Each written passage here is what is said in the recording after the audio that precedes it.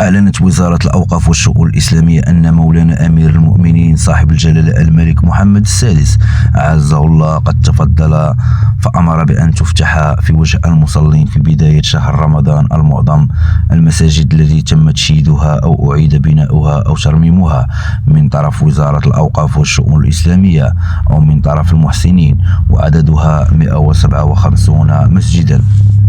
وأوضح بلاغ للوزارة أن هذه المساجد موزعة كما يلي: 95 مسجدا تم تشييدها، 42 مسجدا أعيد بناؤها، و8 مساجد أثرية تم ترميمها، و11 مسجدا تم إصلاحها. وحسب البلاغ تبلغ الطاقة الاستيعابية لمجموع هذه المساجد 160 ألف مصلي ومصلية، وكلفتها الإجمالية 647.3 مليون درهم.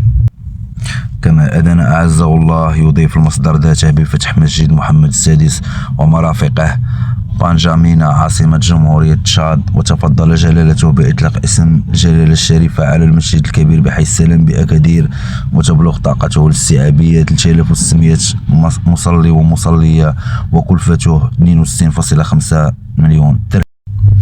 رمضان كريم لكل المتتبعين.